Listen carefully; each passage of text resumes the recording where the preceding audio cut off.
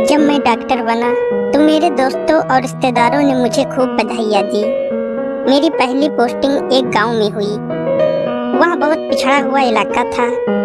मेरे पिताजी ने मुझसे कहा, अगर तू कहे तो मेरा एक दोस्त अच्छी पोस्ट पर है, उससे बात करूं। ऐसे गांव में जाकर डॉक्टरी करने का क्या फायदा, जहां बिजली नहीं रहती हो। तो मैंने साफ इनकार कर दिया। नहीं पिताजी, मैं नहीं चाहता कि सिफारिश के बल पर अपनी पोस्टिंग कहीं दूसरे शहर में कराकर खुदगर्ज बन जाऊं। सरकार ने मुझे उस गांव भेजा है तो मेरा फर्ज बनता है कि वहां जाकर गांव वालों की सेवा करूं। ठीक है, जैसी तेरी मर्जी। वक्त का तगाजा तो यही है कि हाथ पैर मारकर ढंग की जगह ले लेता और ठाठ से डॉक्टरी करके 4 पैसे कमाता। पिताजी बोले। मैं नहीं माना। मेरी शादी 1 साल पहले ही निशा से हुई थी। मैं हर हफ्ते घर आया करूंगा डार्लिंग। वहाँ गांव में तुम्हें ले जाकर मुसीबत में डालना मैंने ठीक नहीं समझा। मैंने अपनी बीवी को बाहों के घेरे में लेते हुए वादा किया कि मैं दिन में एक बार तुम्हें फोन जरूर करूंगा। ठीक है, जैसा तुम ठीक समझो। वैसे भी मैंने अपनी जिंदगी के 20 साल शहर की सुख सुविधाओं के बीच गुजारे हैं। गांव में जाकर रहना तो दूर की बात है, मुझे तो उसे देखना भी भारी लगता है। निशा बोली। वह गांव वाकई काफी पिछड़ा हुआ लग रहा था। जिस समय मैं वहां ड्यूटी ज्वाइन करने पहुंचा, वहां बिजली नहीं थी। गर्मी और पसीने से तरबतर हो रहे मुझको वहीं पड़े गत्ते के टुकड़े से हवा खानी पड़ रही थी। गांव में नया डॉक्टर आया है, यह खबर आग की तरह फैल गई। गांव वाले डिस्पेंसरी के इर्द गिर्द जमा होकर मेरी तरफ ऐसे देख रहे थे जैसे मैं कोई अजूबा हूँ। मेरा क्वार्टर वही डिस्पेंसरी के बगल में था, इसलिए मैं काफी समय इलाज के लिए मुहैया रहता और फिर खाना खाने और सोने के लिए क्वार्टर में चला जाता। दिन भर मरीजों को देखने के बाद मैं काफी थक जाता था। थकान की वजह से खाना बनाने का काम मुझे बहुत मुश्किल लगता था, लेकिन मैं जैसे तैसे कुछ खा पीकर सो जाता था। डॉक्टर साहब, यह गीता है, यह सुबह शाम दोनों समय आपका खाना बना दिया करेगी और क्वार्टर की साफ सफाई भी कर देगी। एक दिन गांव के मुखिया जी मेरे पास आकर बोले। उनके साथ 18-20 साल की एक दुबली पतली खूबसूरत लड़की भी थी। इसकी क्या जरूरत थी मुखिया जी, आपने बेकार में कष्ट किया। पेट भरने लायक खाना बनाना आता है मुझे, मैं बोला। इसमें कष्ट कैसा डॉक्टर साहब, आखिर आप इस गांव में हमारे मेहमान हैं। आपकी सुख सुविधाओं का ख्याल रखना हमारा फर्ज बनता है। मुखिया जी ने हाथ जोड़ते हुए मुझसे कहा। तो मैं मन ही मन गांव के लोगों का अपनापन देखकर खुश हो उठा। अगले दिन से ही गीता मेरे घर काम करने के लिए आने लगी तो मुझे सहूलियत हो गई। वहाँ घर का सारा काम करने लगी तो मुझको आगे की पढ़ाई के लिए समय मिलने लगा था। खाना भी वह अच्छा बनाती थी। थोड़े ही दिनों में मुझको गांव की आबो हवा रास आ गई। सब लोग इज्जत की नजर से मुझे देखते और मिलने पर बड़े अदब से पेश आते। लोग बेकार में ही गांव को बदनाम करते हैं। मुझे तो यहाँ किसी किस्म की तकलीफ नहीं है। मैं तो कहता हूँ कि शहर के मुकाबले यहाँ की जिंदगी ज्यादा अच्छी है। मैं अपनी पत्नी निशा से फोन पर कह रहा था। आप गांव को इतना पसंद करने लगे हैं, कहीं वहाँ किसी पर दिल तो नहीं आ गया आपका? उधर से निशा के खिलखिलाने की आवाज आई। ना बाबा ना, तुम औरतों के दिमाग में तो हर वक्त शक का कीड़ा ही घूमता रहता है।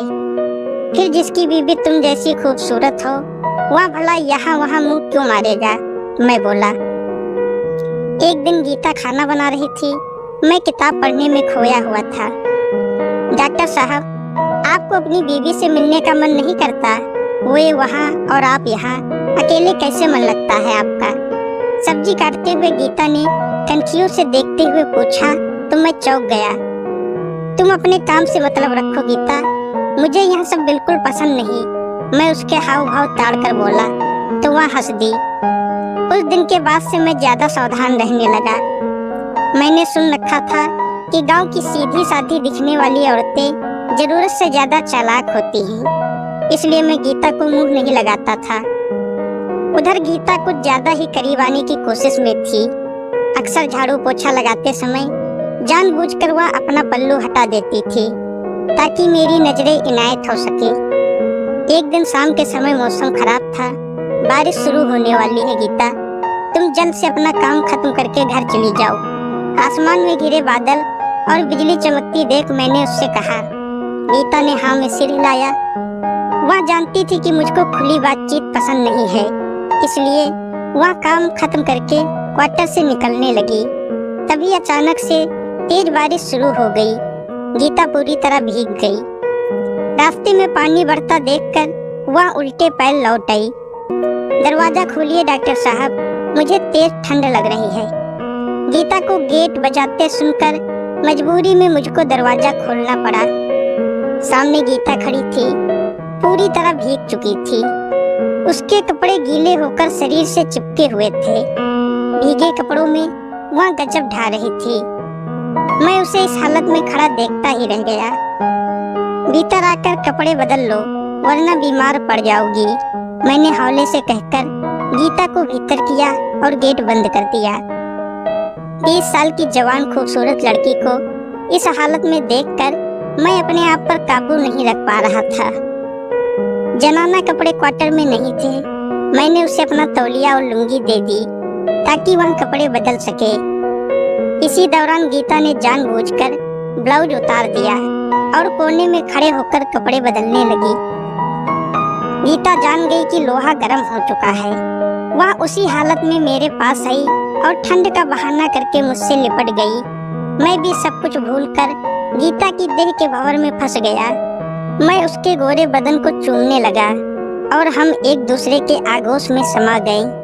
वासना का उबार उतरा तो गीता बिना कुछ बोले चुपचाप चली गई। बारिश थम चुकी थी। मुझको अपने आप पर थोड़ी शर्म आ रही थी। अगले दिन गीता आई, न वह कुछ बोली और न मैं कुछ कहने की हिम्मत जुटा पाया। इस तरह 2-3 महीने निकल गए। एक दिन गीता आई तो उल्टी करती हुई वॉश बेसिन की तरफ दौड़ी। मैं माँ बनने वाली हूँ डॉक्टर साहब। लगता है उस रोज की हुई गलती हम पर भारी पड़ गई, गीता बोली।